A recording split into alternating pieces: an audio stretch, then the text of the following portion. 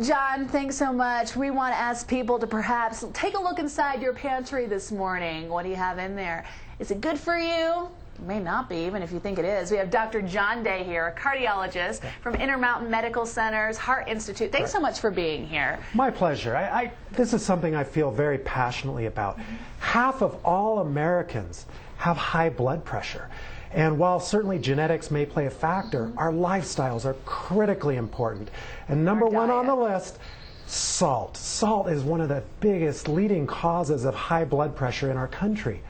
Why is it important?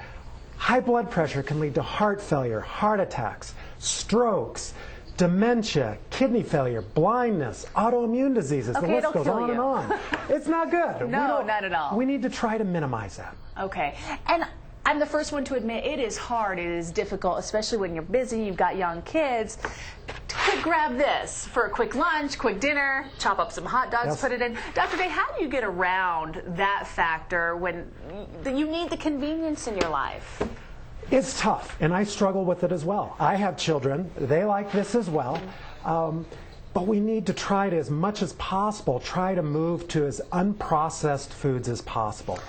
We want to move over here. We want to move over to this side. And the American Heart Association recommends that we eat less than 1,500 milligrams of sodium each day. For males and females. Males and females. And over here, even 2 slices of bread, that's 500 milligrams of sodium. That's so deceiving because I look at this. And it's whole bread, wheat. I think whole wheat, this is healthy, this is great.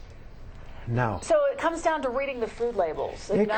Exactly, reading the food labels. When you go grocery shopping, try to stay away from the center portion of the supermarket. Try to stay on the periphery where the fresh fruits, vegetables, produce. Prepare your own food fresh. Processed foods will get us into trouble. 1 serving of a soup, 1,000 milligrams of sodium. Oh my gosh, you're basically there for the day. You're there for the day with 1 cup of soup. You have to prepare your food fresh if you want to try to avoid what is happening to us.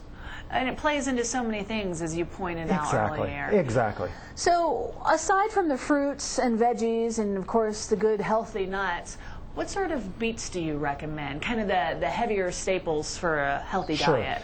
Where you can really get into trouble with the meats are the processed meats. Your hot dogs, as you mentioned. Okay. Bacon, deli meats, loaded with salt.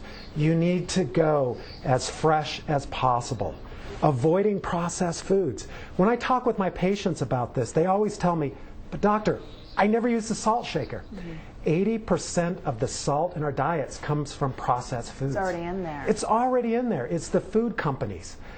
We need to go back to the basics and start preparing our own foods fresh. Well, here's another thing. Whenever I open a can of pinto beans, black beans, whatever it may be, I put them in a strainer and I wash them off because salt is even hidden in that, right? Exactly. You think you're doing so well. I'm putting beans on my salad and you're putting a whole bunch of salt on your salad. Exactly. There are some, for example, that have no salt added, or you wash them, or even use the dry beans and prepare them yourself. Then you can avoid all of the sodium. Yeah.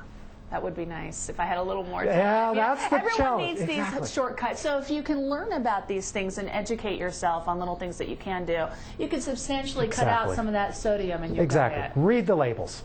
Is it ever too young, if you have young children, to start them on a low sodium diet? The sooner the better. Getting children used to eating fruits and vegetables with every meal. Starting from a young age and introduce it. Sometimes if that's all they have, they'll eventually eat it. Eventually, exactly. They need to learn the proper habits at home. We can't rely on school lunches. School lunches are notoriously poor in nutrition. They're doing the best they can, but what they see at home and what they're offered, it will become a lifelong habit. Exactly. All right, if people want to get more information on healthy diets, healthy living, I know, of course, Intermountain Medical Center has a wonderful website to do so. True. Or you can follow me on Facebook where we give weekly tips at John Day MD, and they can learn more about healthy living and longevity. Dr. Day, you're passionate about it. You're an example. Thanks so much. Educated me a little bit. Thanks for having me. Great. Thanks. When we come back.